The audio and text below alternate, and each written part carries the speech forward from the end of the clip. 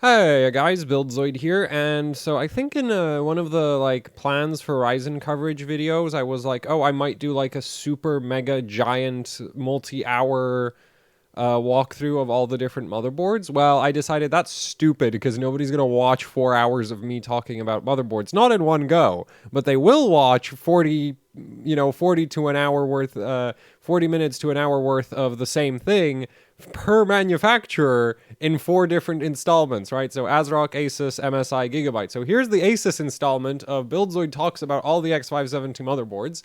So we've got the Asus website. We've got Newegg to reference whatever prices we can reference on Newegg. And yeah, let's get right into it. Starting off with the first motherboard on the Asus page, which is the X570-P. And I actually rather like this board because it's so damn cheap and it doesn't suck. That is impressive. Now to be fair, there at the $170 price point, there's a lot of X570 motherboards that also don't suck.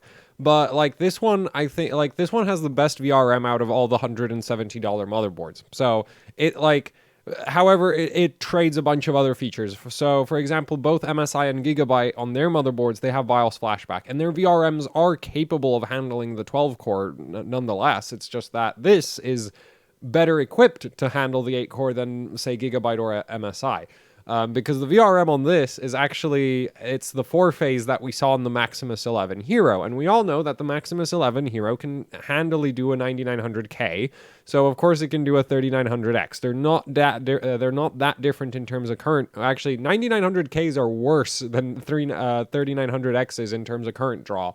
So yeah, if this VRM can handle a 9900K, it can handle a 3900X. But yeah, so you get a really solid VRM. You get two M.2 slots. You get your chipset fan. You don't get SLI support because your second PCIe slot is going through the chipset and it's X4.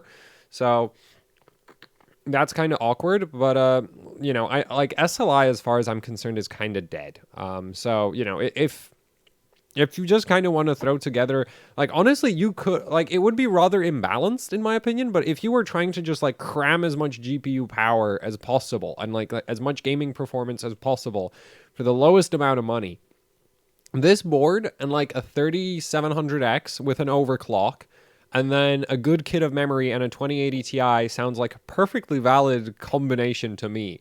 My only major complaint for this board is that it uses Realtek LAN rather than Intel LAN. And the reason why I complain about that is, as far as I don't test LAN controllers, okay? Just network controllers. I don't test those. But my experience anecdotally with Realtek versus Intel is that I had a motherboard with Realtek and it had a tendency to randomly drop connection. That was a motherboard I daily, and I think it dropped connection once a week or something. And it's annoying. It's not the end of the world, and it was several years ago, so that might not be a thing anymore. But it was a thing when I was using last time I had a Realtek LAN motherboard. And so since then, I've just kind of been look, I'll just get Intel ones because I've never had any issues with Intel ever. None. So I stick to Intel LAN for all of my LAN needs because it's just it doesn't break as far as I can tell. And it's not like when it would drop, you'd have to restart the system. You just had to restart the device driver for the LAN. So it wasn't and really, it wasn't such a big deal. It was just annoying. And it is basically the main reason that I like to stick to Intel. It might be fixed at this point. So anyway, you should find somebody who does more in-depth testing on network controllers than I do, because basically I'm just buy Intel, it'll work, and that's kind of that. Anyway, you also get down worse audio than some of the other motherboards, but in the audio section, here's the thing. If you buy if you say, so a motherboard with a significantly upgraded audio section. Yeah, because if the Tuf Gaming here, right, that's still the same Realtek audio as this right here. So the Tuf Gaming doesn't upgrade the audio section yet. So if you buy a motherboard where they actually upgrade from Asus at least, where they actually start using their better audio solution, which is this one right up here, the Realtek S1220A. So that board is what, way more expensive. It's almost like $100 more expensive. And the thing is, if you buy like an $80 sound card, that sound card is going to have way better sound quality than what you get for this price hike in your motherboard. Right. So, and also you can just use your sound card with whatever motherboard in the future you upgrade to. So I feel like having an external sound card just makes it possible to, you have much more freedom of choice with your motherboard, right? It uses up a USB port, but you never have to worry about the audio section on a motherboard again until you want to, and then, you know, one day you might decide, oh, I want to upgrade my audio solution. Well, you just replace the sound card. You don't have to replace your whole bloody motherboard.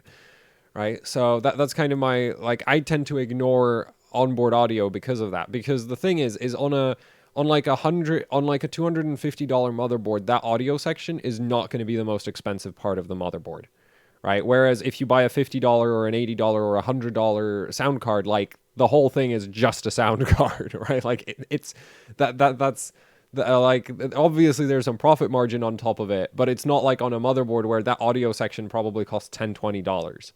Right.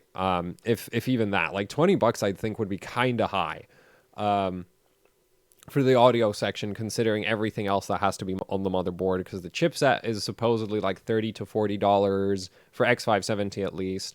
Then you've got all of the different connectors, the PCB itself, which, you know, PCB costs a lot for X570 just because of PCIe 4.0. You got the VRM. Like, there's a lot of things in a motherboard that cost money. And then you got the manufacturer's profit margin on top of that. And it's just like, yeah, the audio section probably isn't that great considering how much more you're paying for the motherboard. Because they're upgrading everything on the motherboard at the same time. It's not just the audio section getting like some giant upgrade to justify that price point. So I mostly ignore audio sections, but if you care about it, you're going to have to find some other reviewer who does more in-depth testing of onboard audio, because I don't do it. I don't care. I just buy an external sound card if you care about sound that much, is my view on that. Anyway, rear I/O kind of sucks on this board, in my opinion. Right, you don't get a whole lot of USB. Well, for most people, there's enough USB ports. It's just that I have special needs for USB because I have too many damn things plugged in. Like, I have 2 web cameras. I have a USB port that's like an optional one for my oscilloscope and that kind of thing.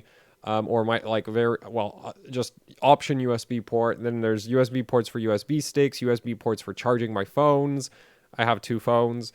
I don't know why. What else? Like, yeah, I have too much stuff that plugs into USB that I use. So, oh yeah, there's the USB sound card. So that's another thing where it's just like, yeah, I need more USB ports. But the main complaint I have for this board is the Realtek audio. I mean, Realtek LAN. Other than that, is like solid VRM. The heat sinks on this are actually significantly upgraded over what you would get on like an X470-Pro, and the VRM itself is, at least in terms of in terms of power delivery capability, is also upgraded. So, like, this should have no problem handling a 3900X overclocked. Even a 3950X might not do so badly on this. Actually, well, do so badly. This should be fine with a 3950X. Yeah, it should be more or less fine with a 3950X, unless the heat sinks are, like, not as, like, they look decent to me, so I'm not sure. Like, it's really hard to gauge heatsink performance from just photos, but they don't look disastrously bad, so I'd assume even a 3950X would be fine on this board, right? Like, what else is there? You do get 2 USB 3.0 ports, right? Like, there's one, there's another, so yeah, I'd actually be happy with this board. The only issue is that, like, there's no debug LEDs, there's no BIOS flashback, there's no clear CMOS button, there's no real, like, quality of life overclocking features, and yeah, there's no BIOS flashback, which I don't really consider an overclocking feature. That's just like making sure your motherboard is easy to, well, I've never used BIOS flashback to recover bad BIOS flashes, but it should be able to do that. So yeah, also look, ASUS agrees with me. The traditional 8-pin can handle 384 watts. And yes, they are using the solid pin connectors. So yeah, that's 480. And that's actually the restriction of the wire gauge of the power supply. That's the 480 watt rating. If you go with a high current, like if you have a power supply sleeved in 16 gauge, that rating goes even higher. So yeah, anyway. So not a bad board, especially considering the price point. Is just like my main complaint is like at the same time you can get some like the thing is if you go up 200 if you go up to the $200 price point, you can get a Gigabyte Elite board for $200, which has Intel LAN, has BIOS flashback. It doesn't have dual BIOS, but it does have BIOS flashback. It doesn't have any debug LEDs, which is kind of annoying. Yeah, like you get some, a pretty decent upgrade in terms of feature set, I think, at least in my opinion. But yeah, like this is definitely not a bad board. So let's move on from the X570-P, and we could go straight to the Dash Pro, but you know what? We started at the bottom. Let's work up. So the next board in line is the Tuf Gaming Wi-Fi, or the just regular Tuf Gaming X570 Plus, right? And we're going to look at the Wi-Fi version because there's not that much of a difference between them. And this board, I think, like, Asus made a mistake when they designed this board because, like, Gigabyte kind of, I think, has the same problem with the Elite, where it's just like you have this $200 motherboard that makes everything above it irrelevant. Up until, like, $300, it just doesn't make sense to get a more expensive board. So this thing, in terms of specification, okay, we're still looking at Realtek LAN, so that's why I don't like, that's the one complaint I have for it. But it does offer Intel Wi-Fi. It's not Wi-Fi 6, as you can see, it only goes up to AC, not AX. Yeah, you do get Wi-Fi with this one. It is $200. You get the same VRM. Like, the crazy thing about this board is that the Tuf Gaming right here, these two have the same VRM as this, and also this and that. So yeah, actually no, the Strix E has an upgraded SoC VRM, but for VCore, the F, Tuf Gaming Plus, and the Dash Pro are the same thing. Like the VCore VRM is all the same on all of them, even the Strix X570-E. So it's a 4-phase VCore VRM with 3 power stages per phase. So it actually has really good power handling capability because that's what you just kind of get with that. And yeah, the end result is that at $200, you can just have a board that, like, the thing is again, you don't have SLI. It has a distinct lack of the extra USB 3 port down here. Like, it's funny, like, if you go through Asus's lineup, they do, like, these strategic, like the X570-P has enough USB ports for me, but I don't overall like that board because, like, I'd prefer to get a Tuf Gaming, prefer to get this board from Asus because this adds the debug LEDs over there. But on this board, they strategically removed the USB port. So it's like, I wouldn't buy this because it doesn't have the damn USB port. The rear I/O gets a bit of an upgrade. Yeah, I think if you want a cheap $200 board with Wi-Fi, this is kind of the go-to, as far as I'm concerned. Because, yeah, well, MSI also has a $200 board with Wi-Fi and BIOS flashback, but the VRM one, that's worse. And, like, I guess if you, and I'm not sure even, I know it has troubleshooting LEDs. That's one thing MSI is pretty good about as well. So it's really just Gigabyte, who's just like $200 motherboard, and you don't get any, even like the most basic troubleshooting functionality. You just don't get it. It's just like, well, good job, Gigabyte, but anyway. Yeah, so this I think is a really, really solid board, and honestly, if you're looking for a motherboard with Wi-Fi and you don't care about it being Wi-Fi 6, then I think this is kind of the go-to option for X570, unless you want BIOS flashback, in which case there's the MSI option, which is I think the Edge gaming board. But this thing, like, this has a better VRM than the Edge. Which is why I'm such a huge fan of this thing. It also gets 8 SATA ports, which I do believe some of them get disabled, but depending on how many M.2 devices you have installed, because as far as I know, some of those SATA ports are like the alternatives to the M.2 slot. So if you have 2 M.2 SSDs, I think it only runs 6 SATA ports, and if you have 1 M.2 SSD in that slot over there, which this one should be on the CPU, then you actually get all 8 SATA ports. So yeah, kind of like I like boards with more SATA port options just because it gives you flexibility, right? Like, sure, you don't technically have the ability to run 8 SATA devices and 2 M.2 SSDs, but if you don't want 2 M.2s, then you have 8 SATA. Or, well, if you want 1 M.2, you have 8 SATA, which is pretty neat, right? In my opinion. So yeah, that's kind of that. So I really like this board because it's kind of $200 and it already has a really good feature set, right? And the VRM's solid. The heat sinks on the VRM, they're not the best heat sinks, like, But at the same time, this VRM is just so, like, this VRM is so good that it shouldn't really matter that much, that the heat sinks aren't the world, like, the best. And yeah, so overall, I really like this board. Like, this could be, like, at the 200, like, honestly, at $200, I think is just kind of like where you get the X570 boards, where it's just like going further up is just like a questionable decision because the boards at $200 are so good. But yeah, so this right here, I really like. If you're looking for Wi-Fi, I think this is a really solid option.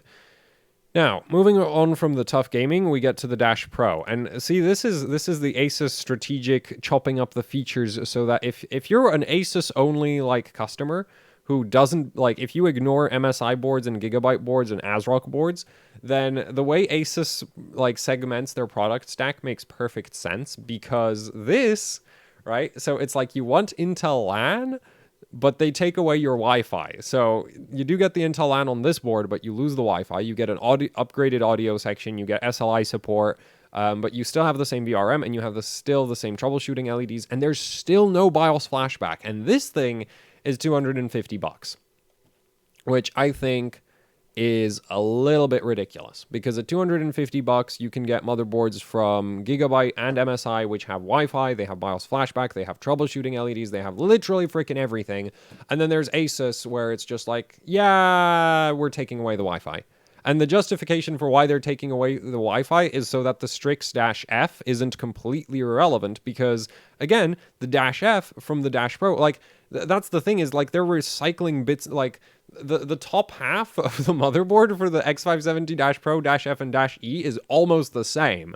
And so you end up in this awkward situation where they're not that like, they're basically chopping up the features so that it's like, oh, you want Intel LAN and you want Wi-Fi?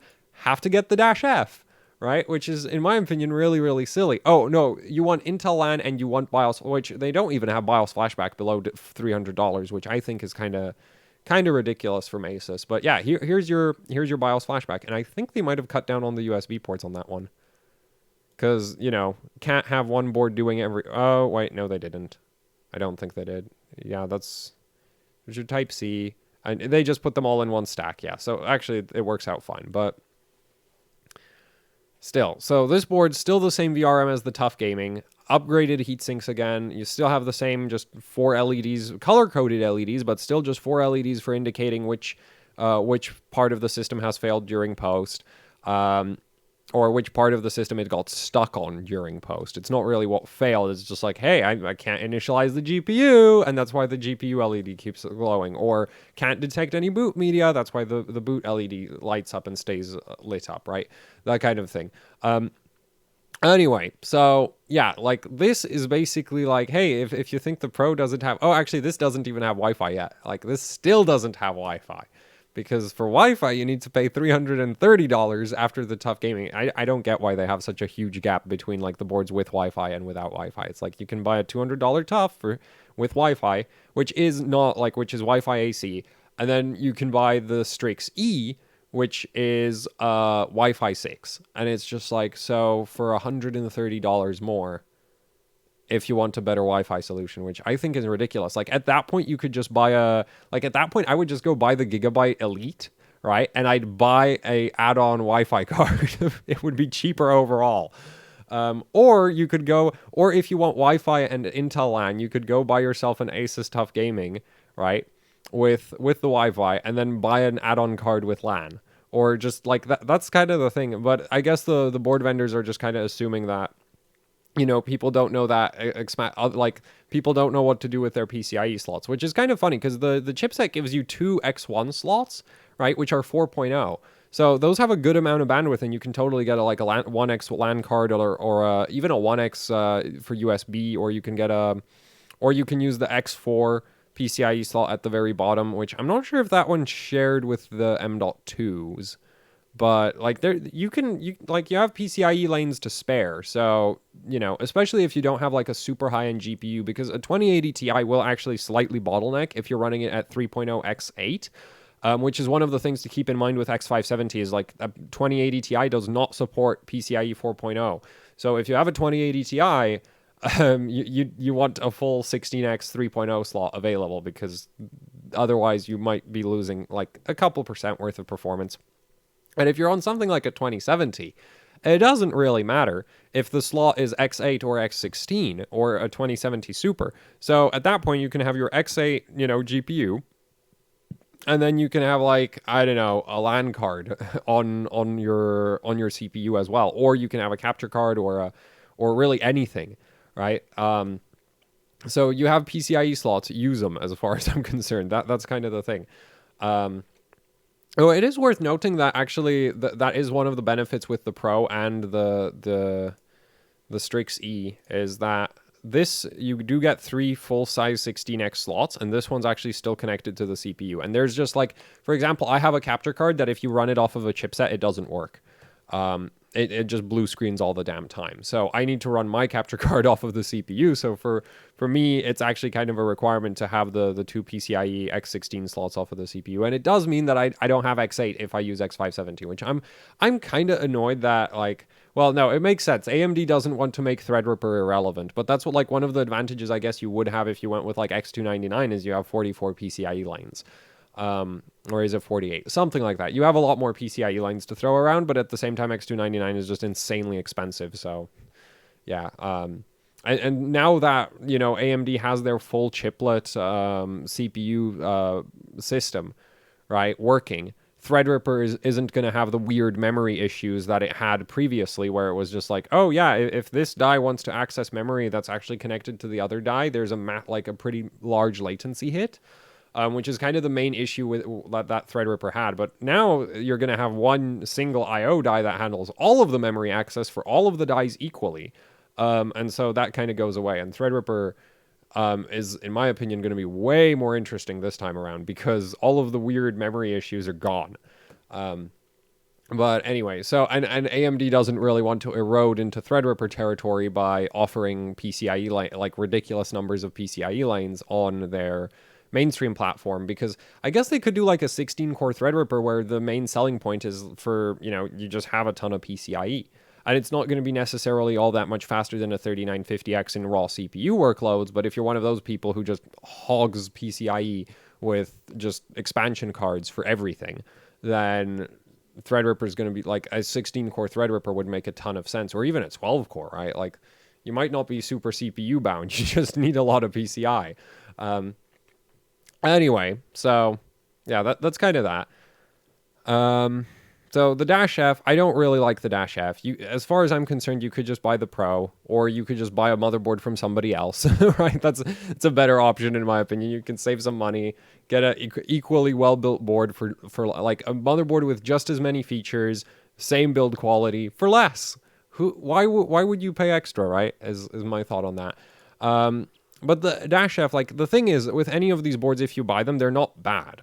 But I just think some of them are kind of overpriced and not very competitive if you consider that other manufacturers also exist. Because ASUS is really, like, the way they're chopping up their product stack is just like, if you're an ASUS customer and you want this set of features, we have a motherboard for you. It's just kind of expensive, right? So that's kind of that. Anyway.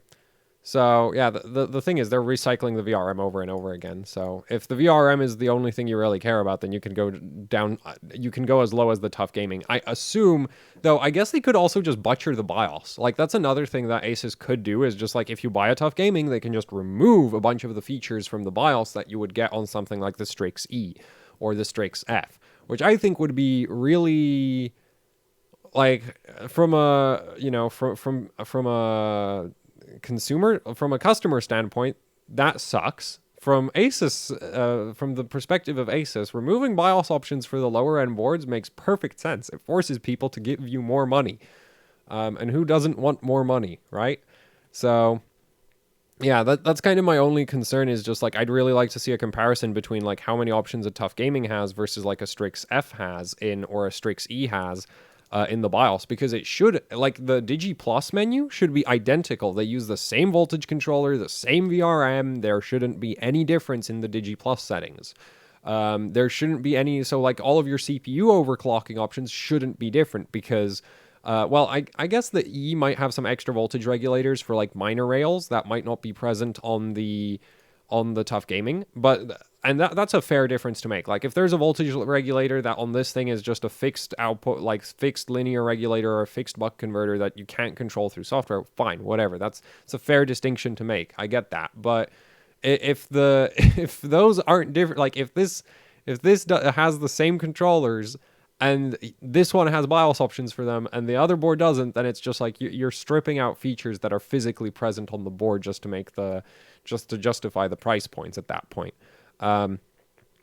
Anyway, so the Strix E. So the Strix E would be really, really cool if it didn't cost as much as it does, because it's $329. And you know what else is almost $329? The Crosshair 8 Hero, right? Like, I really think ASUS, like, the Strix F, I think, shouldn't exist. The Strix F should just not exist. The Strix E should be at the Strix F price point. And that would clean up, in my opinion, a very large issue that I see with the ASUS product stack, where it's just like, once you get to the E, why wouldn't you just buy why wouldn't you just buy the Hero? They're the same damn price. As far, like, it's $20. And this board is far superior. Yes, you lose the Wi-Fi, but I'm assuming if you're buying, like, a top-end overclocking board, you're probably not buying it for the freaking Wi-Fi. Or maybe you are, in which case, yes, sure, go get yourself the E, because the ASUS, you know, being ASUS, figured out, hey, we can charge $20 more and include Wi-Fi only on the Wi-Fi Hero, and that one's going to be like that. So, you know, you can pay $360 for without Wi-Fi or $380. But yeah, like the product segmentation they have is, in my opinion, kind of ridiculous. You could also just buy an X570-Pro and buy a Wi-Fi card, right? That's always an option, and that would kind of give you the, like, and you'd save a ton. Like, yeah, you can definitely get a Wi-Fi card for less than $70, right? Like, no, that's $330, so less than $80. Yeah, because, oh my god, so it's actually worse than that. I was like, oh, it's 70. No, it's 30. I mean 80. Anyway, so yeah, Strix E, though, it upgrades the SoC VRM, gets a little bit of an upgrade. You get 2 extra power stages. You don't get any more phases. It's still a 4+2 phase like all of the other ones. But they also add a postcode, which is like, finally you have a postcode. It still has BIOS flashback. They also added 2.5 gig Realtek LAN, which is like, and they also have the Wi-Fi. Like, that's the thing I don't get, though. It's just like, why is there 2 separate, like, why would you put 2 LAN controllers and then also Wi-Fi? Like, well, I guess it's aimed at all, like, people who buy both, like, want both of those. Like, it basically hits like, people who want 2.5 gig LAN, and it also hits people who want Wi-Fi. Though the 2.5 gig LAN, though, right, that 2.5 G LAN, you can get that on the Hero. So if you don't care about the Wi-Fi, the Strix E just doesn't make any sense, as far as I'm concerned, because the Hero is literally $20 more or something. Yeah, it's $20, isn't it? Because this is $329. Oh no, it's $30 more. But yeah, like, you get a huge upgrade going up, because the thing is, with the Hero, you get a 7+1 phase VRM instead of a 4+2. You get 60 amp power stages from international rectifier instead of 50 amp power stages from Intercell. You get, you get safe boot, you get retry, you get a postcode, you get a power button, reset button, LN2 mode. You get more, you just get more everything. The whole board is just better, and it costs only $30 more to upgrade. So the E doesn't make any sense for that reason, as far as I'm concerned. And I feel like if they threw out the 2.5 gig LAN and made the E $30 cheaper, it would suddenly justify its existence, because it's like, oh yeah, it's for people who want the same feature set as the Pro, but they also want BIOS flashback and Wi-Fi 6. But no, they also added the 2.5 gig LAN for some reason, and it's just like, well, now it's almost the same price as a Hero. So I don't know why you'd buy this. But it does exist. And, you know, it is it's a good board. I just think it's really, really overpriced. Also, at this price point, like, if you just care about the feature set, ASRock's Tai Chi has everything except the 2.5 gig LAN. Actually, it has more in the overclocking department, because it also gives you, like, clear CMOS buttons and things. And the only thing the Tai Chi doesn't have is the 2.5 gig LAN. And at that point, it's just like, yeah, and the Tai Chi's $300, not $330.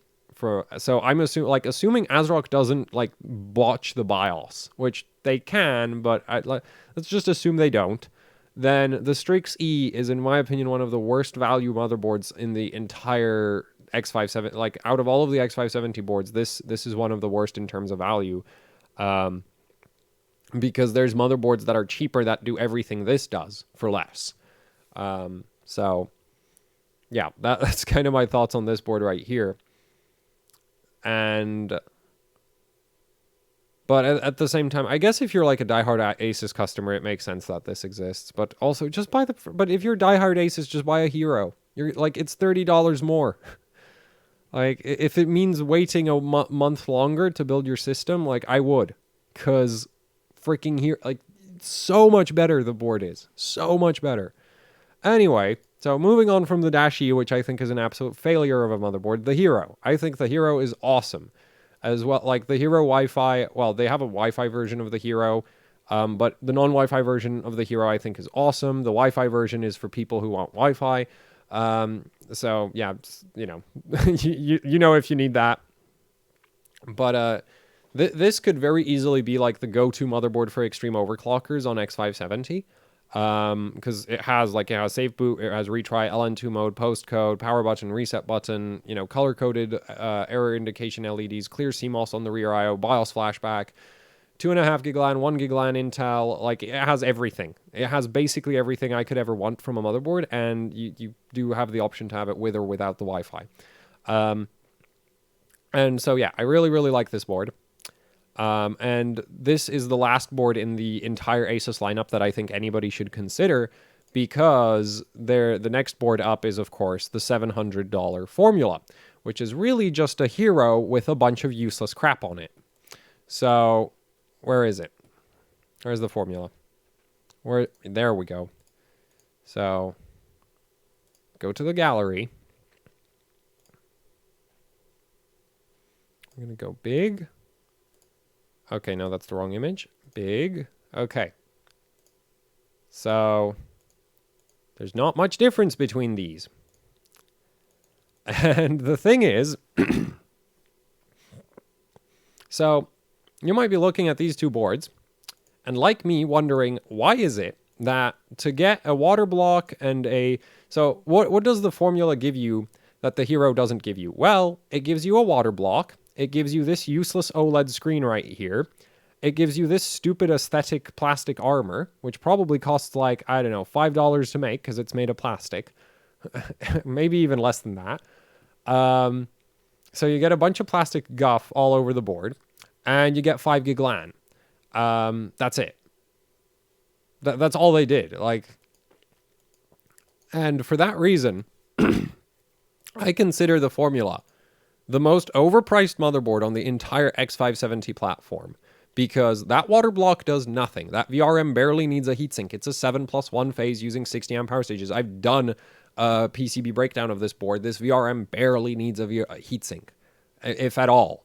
And here we are, you know, they're going to charge you basically twice as much, right? Because you can get the Hero, even with the bloody Wi-Fi, for $380. And then it's just like, oh yeah, so you get this useless OLED screen because, you know, the postcode apparently is too old-fashioned for people to use. So you get this useless wanko OLED screen. So that's like, I don't know, 100, like, let's see. So yeah, they charge you like 100 extra for that. So now we're at 480. Then they give you the water block. That's another 100. So now we're at 580. And then they give you the 5 gig LAN, and they charge another $100 for that. And now we're at $689. And we still have $10 to put on the plastic armor. Like, no. Like, that is honestly my only thoughts on the Formula is just no. This is a stupid board. This is incredibly overpriced. Like, the thing is, the water block, I think, could actually be useful if Asus actually did something clever with it. Like, I don't know, having a heat pipe from the chipset heatsink, right? A heat pipe from the chipset heatsink into the water block. That way, if you water cooled the VRM, it would also cool down the chipset to the point that you would never, ever need to turn on the chipset fan again. The chipset would be fully passive if you water cooled the VRM, if, Asus just ran a heat pipe to the VRM water block. But that would require innovative thinking, which is something Asus ran out of a couple years ago. So instead, they whacked on a water block that does nothing, an OLED screen to replace the postcode, because apparently postcodes are too ugly or something. And what else did they do? I forgot. Oh, right, and they give you 5 gig LAN, and then you charge you twice as much. Stupid freaking board. Like, this right here is a great board. This right here is a massive ripoff. And yeah, so good job, Asus. Like, I think basically the highlights for me in the Asus motherboard lineup are the Crosshair 8 Hero, because this is just like, at this price point, it actually is extremely competitive, and this price point in general is extremely competitive. Around $350, you have the X570 Master, you have the Phantom Gaming X from ASRock, you have the Hero, you have the MSI Ace, and all of these boards are just, as far as I'm concerned, they're all on top of each other. The feature sets are basically identical. They all have postcodes, they all have power buttons, they all have reset buttons. Now, Asus goes a bit further with the safe boot and retry, but retry is not really all that useful for anyone but competitive overclockers. And safe boot, like, I love safe boot, but I don't love safe boot. Well, no, like, actually, I honestly, probably I'd buy the Hero just for the bloody safe boot button. Like, it is, like, at this price point, the safe boot button, I think, is kind of a winner for Asus. So, but the thing is like the 2.5 gig LAN, you get that on all of the boards at this price point. I think all of them except the Phantom Gaming from ASRock are daisy chain. So the memory overclocking is one of the things where I think the boards could distinguish themselves. But Gigabyte and MSI and ASRock have the advantage that they support 3 M.2 devices, like 3 M.2 SSDs instead of just 2. Asus only has 2 M.2 slots on their board, which I'm wondering if they show the board without all the armor. It's actually kind of like, I really don't like that it's just like, I want to see what's actually available in terms of features. But anyway, so they don't support as many M.2 devices on these as their competition. But if you don't care about the M.2s, yeah, because they have one off of the chipset, and then they have one off of the CPU. And the MSI board, the ASRock board, and the Gigabyte board at $350, they all have, I think, 2 off of the chipset, 1 off of the CPU. So they have 3 in total. So that might be a good reason to go for one of the other boards at this price point. But other than that, like postcodes, as I said, everybody has them. Everybody has great, really overkill VRMs. ASRock, I think, is the only one. Like, ASRock's kind of lagging behind in the VRM department compared to the rest, but it's still not like, it's an irrelevant difference. It's not enough of a difference to matter. And Gigabyte's VRM is also technically not the most efficient in the $350 price range, because they basically, like, they spent a lot of money on that really expensive 16-phase voltage controller from International Rectifier, and then they went with 50 amp power stages, whereas both Asus and MSI are on 60 amp power stages. So, but still, it's like that VRM is going to run fine. Like, yes, it's slightly less efficient. It does run slightly warmer, but it doesn't run warm enough to make it be major factor in the purchasing decision, as far as I'm concerned. They all have Wi-Fi. They all have everything, basically, right? Everything listed here, they all have it. And the thing is, so at the $350 price point, I think, things like safe boot are actually a pretty major deal to me. But the other thing that I think is a major deal at the $350 price point is just like, who has the best BIOS and whose BIOS is best tuned for, say, memory overclocking or something like that. And that's something you just have to test. So that's not something I can pass a judgment on right now. But still, like, the Hero from Asus is, like, in Asus's lineup, assuming that there's nothing super wrong with the Hero in, like, the BIOS department, this is a really great board. Definitely a highlight of the Asus lineup for me. And then the other board that I consider a highlight is the Tuf Gaming Wi-Fi, because this board, depending on if you just need a basic gaming board, like, you don't care about, if you want Wi-Fi and you just want to, like, play games, then I think the Tuf Gaming is kind of just a killer board there, right? Because, if you don't care about having 3 PCIe slots, Tuf Gaming. If you want the VRM that you get on the Strix F, Tuf Gaming has it too. If you want the main concern I have with that board is the Realtek controller, and if you don't want the Realtek controller, and you want to buy an Asus board, then yes, the X570 Pro exists, but I'd argue the Gigabyte Elite for $200 also exists, and that has Intel LAN, and a similar, like, a VRM of actually basically the same VRM, just implemented, so, like, the control scheme's different, but the end result, as far as I'm concerned, is going to be the same. For overclocking day to day. So at that point, it's just like, yeah, that's the 2 highlights in the Asus lineup. Because the other boards, like, yes, they give you maybe more features, but only if you ignore the fact that other vendors exist, right? So that's kind of that. And now I forgot to address the WS X570-Ace board, because when we did the Hero, I immediately just wanted to jump to the Formula, because looking at the Hero just makes me so angry that the Formula is $700. Because there's no way to justify that price tag as far as I'm concerned. Because the other thing is that $700, something like the Gigabyte Extreme, is fully passive, right? Like, it's just passive. Like, there's no water cooling, but it's passive. There's no chipset fan. And it has 10 gig LAN instead of 5 gig LAN. Which is just like, okay, so, and so at that point, the only advantage the Formula has, well, the only thing the Formula has that the Extreme doesn't is the useless pile, like, is the OLED gubbin over here, which is just like, really? You're gonna spend $700 on a freaking OLED? Like, it's not even, like, it's small, and I'm pretty sure it's not even in color. Like, that thing can't cost more than 10 bucks. Like, well, I don't know how much it costs, but I feel like I think it's really useless. It's just like, how much time do you spend staring at your motherboard? Also, it's tiny. Like, if it was like some crazy massive LCD, so you could have like cool graphics going over like the full freaking board, then I'd say, okay, $700 is justified for having a giant LCD basically bolted onto the, like, well, not an LCD, but having like a large OLED screen bolted to the motherboard. That's expensive. It's completely useless, but expensive. So at that point, you can justify the $700 price tag. But on this board, like, I can't see anything that expensive. There's a water block. Yes, water blocks cost a lot of money, but this one's completely bloody useless. So I don't know why you'd want to spend money on that. The OLED screen is tiny, so I don't even know why it needs to be OLED. What else is there? Oh, right, there's the 5 gig LAN, which I keep forgetting because it's like everybody else has 10 gig. ASRock's creator board has 10 gig and is probably even less than $700. So you could also just go for that. So I really don't like the Formula. And I just automatically, as soon as I see the Hero, it's just like, oh, right, this is the good board from ASUS, and then there's the bad version of it in the form of the Formula. Anyway, ASUS also has this board. Now, this board is kind of interesting. So this is their workstation board, and for workstations, it does have some interesting features. Can I just say that the where is it? I think they have something about the heat sinks, and I wanted to complain. Okay, no, they're not talking any marketing, but I did see a lot of people go like, "Oh, look, real heat sinks," with like, no, that's not a real heat sink. This is what we like. This is what I consider designing a heat sink that looks like a actual, well, no, it tries to look like a functional heatsink, but really, compared to a proper, like, have you seen server boards? They don't have heatsinks like this, because this is not a cost-effective way to cool a VRM.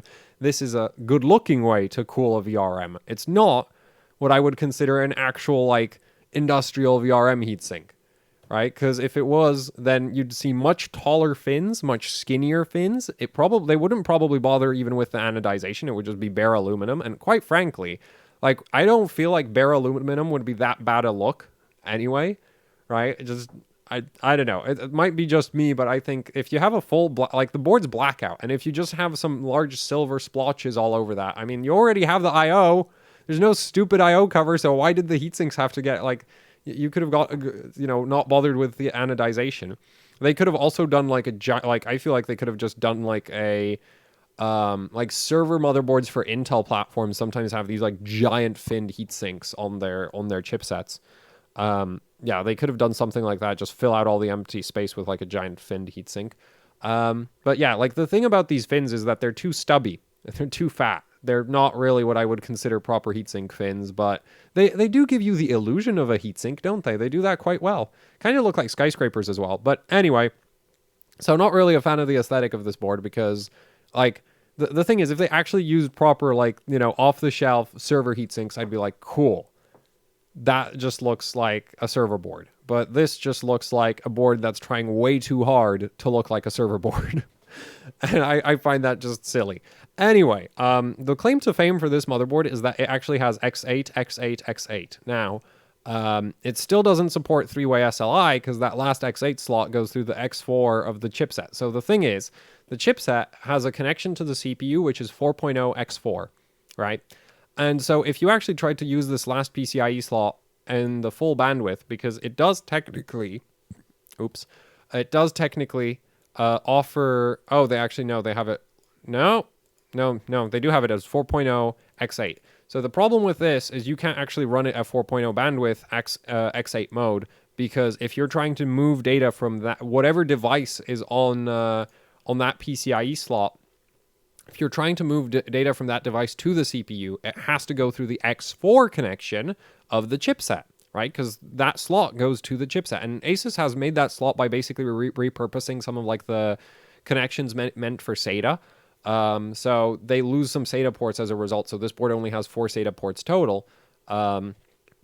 So that they can get that X8 slot down there. Now, it's not an issue if you're running a 3.0 device, because if you have 3.0 X8 fits inside 4.0 X4, right? Because X4 is, 4.0 is twice as much bandwidth as 3.0. So 3.0 X8 is equal to 4.0 X4. So in that scenario, that actually, like, that slot works fine for that kind of use, like, in that scenario, but you can't actually use it at full X8 4.0 because the chipset is just going to bottleneck it. But it is a pretty cool feature. The other really cool feature I think that this board offers is they have this silly bracket thing for multi-GPU support. Well, actually, this might not be that silly. I don't know. Yeah, whatever. We'll just ignore that. They do have, where is it? They had ECC certification for this board, and I can't find it. Wait, what? Only 64? No, their marketing materials are screwed up. Yeah, up to 128. But they do have ECC support. So, yeah, and it depends on the CPU you're using, but the motherboard does, they do certify it for ECC, which is pretty neat. So in a workstation environment, that can be pretty useful. It also has dual Intel LAN, I think. Oh, no, it's Intel and Realtek. Okay, well, that's a lot worse. Wait, isn't that just a single, isn't that a 1 gig Realtek?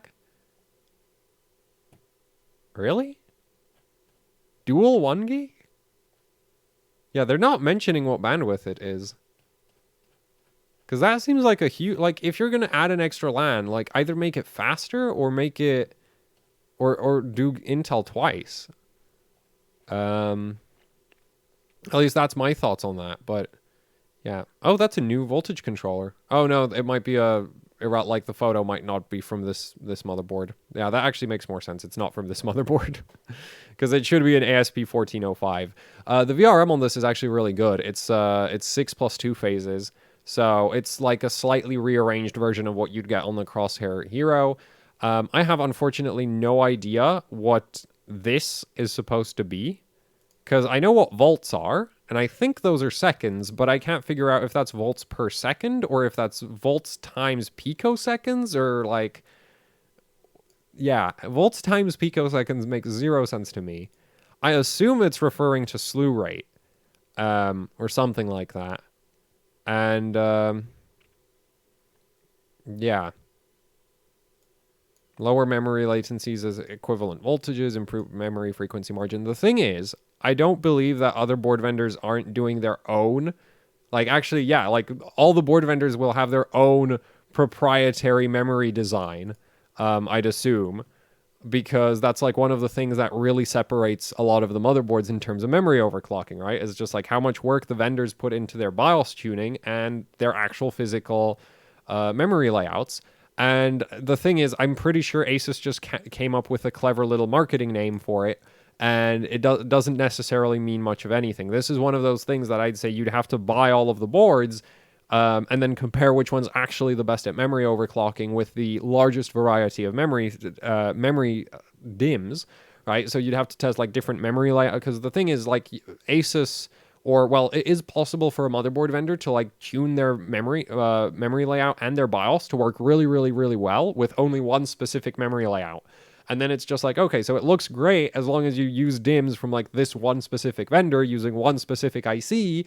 And then it's like you buy any other memory kit and it's just like, oh, and it's average or terrible in some cases, right? So because of that, it's just like having a clever marketing name for just the normal, like what I'd assume is just normal memory things is clever, but not like it does. Like I'm not sure it means much. This is one of those things that I'd want third-party reviews, comparing the memory overclocking performance for. It's not like one of those things that, hey, marketing department says our memory overclocking is better than everybody else's was. Like, did you guys actually test that?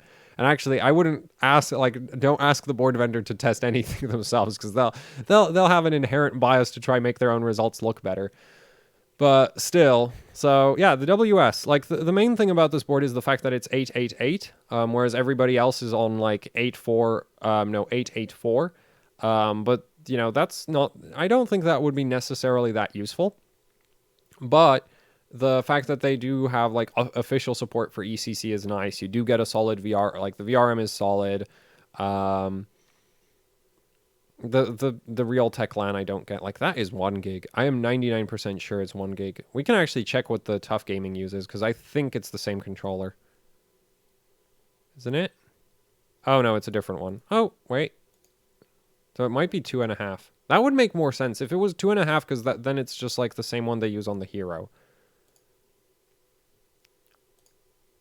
You might be like, Buildzoid, why don't you just Google it? I don't really want to... No, that's a different one. Interesting. That is really interesting. Like, they're not using that chip on any other board. Okay, well, whatever. So that's the WS. I'm not sure that I'd buy this board, because it is like, it's a pretty expensive board at $379. But look, if you know exactly why you need it, this might have some features that make a lot of sense for you.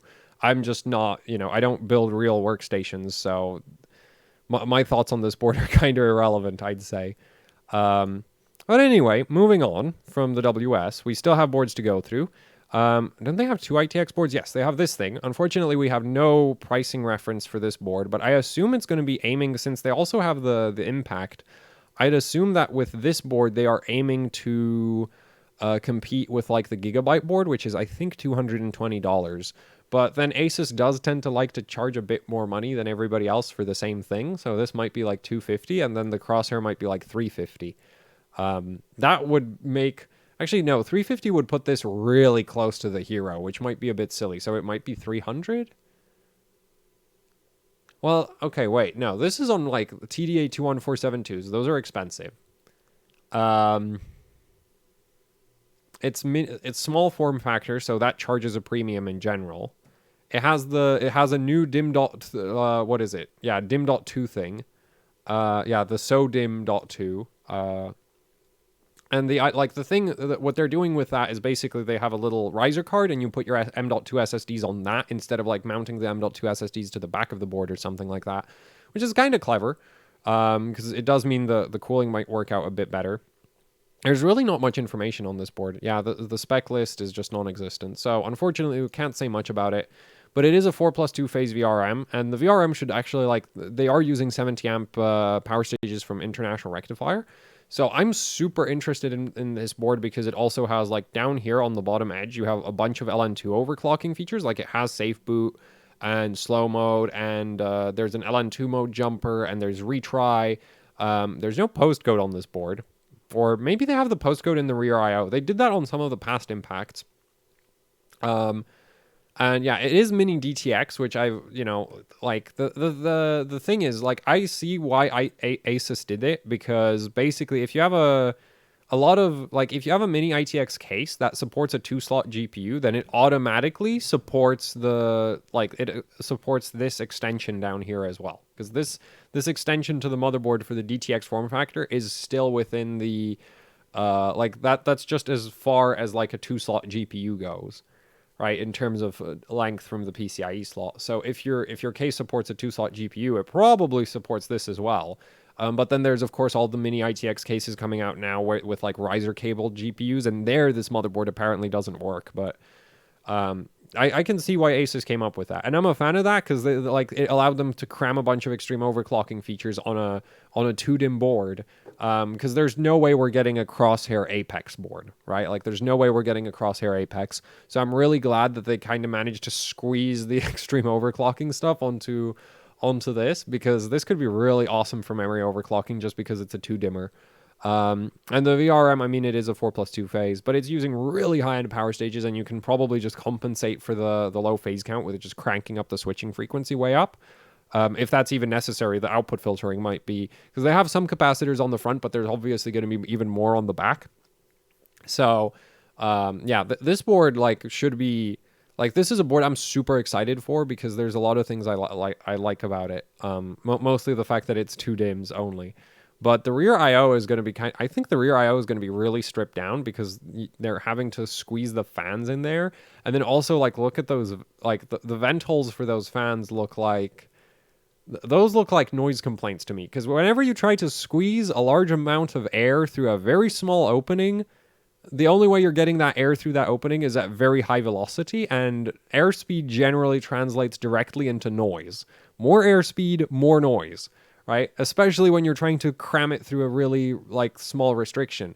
If you like, if you had a lot of wind in, you know, like where there's nothing, then you actually wouldn't hear any wind noise. But what you hear is wind smashing into things, basically. And this right here just looks like, yeah, that does not look like a quiet way to deal with it. Hopefully the fans don't have to spin up too hard, but I feel like they should have just gone for like a larger opening, or maybe had the fans at like an angle and had them exhaust out the rear of the board. And there's a lot of like, I have a lot of ideas for how this could have been. Like, it wouldn't have looked as pretty, but it might have been better laid out for like less noise output. But I don't know, like we'll see. Maybe this isn't like, as long as they don't have to spin up the fans too hard, it shouldn't really be a problem. It's just like, at the same time, I feel like this being just a flat metal plate is just a waste of unused area. Like, they could have put little like fins into that, which would have obviously, like, that would raise manufacturing cost, right? Because the heatsink, like, already this is probably pretty complex to produce. And everything I just described is like, yeah, you're just making it more expensive to make that same heatsink. And often heatsinks are some of the most expensive parts of motherboards because, well, they're one piece, right? If you, like, the thing is, MOSFETs, even expensive MOSFETs, are going to be like, say, $1 to $3, maybe $5 in extreme cases, a piece. But then you have a heatsink, and that whole heatsink might be $10 or something like that. And especially really intricate heatsink designs, which are like hard to machine, those get really expensive really quickly. So, and especially on like low end boards, especially suffer from that, where it's just like the heatsinks actually cost more than any one other part on the motherboard, except maybe the chipset or something. So, yeah, and still, like, this is a really interesting board. I'm just not, like, the thermal solution, I wonder about it. I really wonder about it. Maybe that's why it's not released yet. Maybe they're thinking about redesigning that. That would be, like, I just feel like they should have the fans shifted inwards and just slanted out, and so it exhausts out the rear. Because the thing is, they can't have any I/O in that area already. Like, there's no way you're fitting a USB port where that fan is. So, yeah. Still, very interesting motherboard. Definitely I'm definitely buying one of these as soon as it's available. I don't even care how much it's going to cost. Like, I have to have one of these because actually this would be my first Impact board, and technically it's also the first Impact that ASUS has put on on an AMD platform. So yeah, I'm super excited for one of these. This looks like a really cool board, and just yeah. Anyway, moving on to the Strix X570-I. More I/O, also a 4+2 phase VRM, 50 amp power stages, I think at least 50 amp power stages. I'm not well, no, the 50 amp power stages are in the reduced size package, so those would be more space efficient than anything else they could realistically put on this. Fortunately, we don't really see much of this board at all, but it is a 4+2 phase. I assume it's going to be a similar VRM to what you get on the X570-P, but you're going to have a heatsink problem, because that does not look like there's just not enough space, right? Like, the Crosshair the Impact tries to solve that with fans, and here it's just like, well, we can't see what's going on, but I get the feeling this is just a big flat metal plate, and that's not a good thing. Tons of USB though, so that's nice. And still, like, it's a solid VRM considering the form factor of the board. Though I'm not sure that it would necessarily, like, I'm not sure if this board would actually have a better VRM than the X570 ITX from Gigabyte. It might not compare to that one, because that one's 6 phases of 70, so that's what? Yeah, 6 times 70 is 420, whereas 8 times 50 is 4. Yeah, that's in favor of the ITX Gigabyte. And it has more phase. Yeah, I'd just go for the ITX Gigabyte board in that case. Unless, like, you're concerned about the I/O section. Like, maybe this has more I/O, and that's a good reason to maybe go for this board instead. How are they cooling the chipset on this? I just realized that, like, where is the chip? It has to be under this, right? Like, they have this little audio riser. Yeah, so they have the sound section of the board on this little riser card.